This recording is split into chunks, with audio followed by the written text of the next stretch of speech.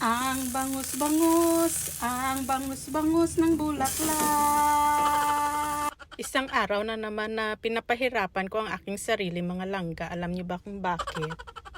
Kasi nga ang menu ko ngayon hindi lang inasal kundi sinugba na bangus. Noong first time ko pinakain yung mga anak ko ng bangus, sabi ni Baby Boy, yung bangus daw ay pagkain for punishment. Hindi daw maintindihan ni Baby Boy bakit bibili ako daw ng isda na ganito na puro buto naman ang laman. At ang hirap-hirap pakainin.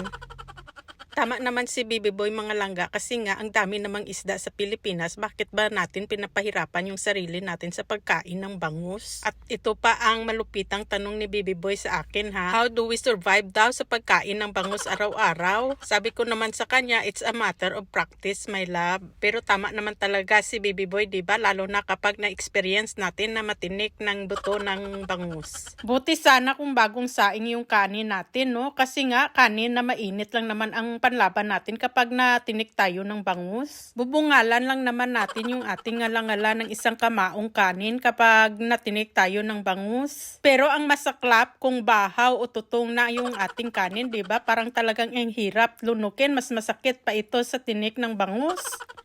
At swertihan na rin lang kung merong saging na available. Sabi ni Baby Boy, wag na daw ako bumili ng bangus kasi parang naka-survival mode kami kapag kumakain kami ng bangus.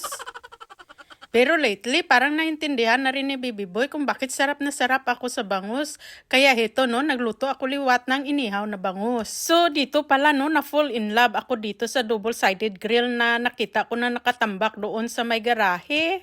At syempre no, mas matanda pa yung double-sided against sa akin. At buti na lang talaga, hindi ko siya tinapon kasi sabi ko baka magagamit ko siya balang araw kapag tinandos ako na magluto kung ano man ang gusto kong lutuin. Dati talaga diretso na ito sa grill no, naku hindi talaga mapuslan ang itsura ng bangus ko dati. Hindi lang naghihiwalay-hiwalay yung parte ng bangus, nagkakahulugan pa sila. Buti na lang naisipan ko na meron palang antique grill na nakatago doon sa aming garage. Kaya noong isang taon naisipan ko siyang gamitin mga langga, ilang taon na ako dito sa Australia, ngayon ko lang talaga siya nagamit. Alam niyo ba kung bakit mga langga? Sus Mariusip.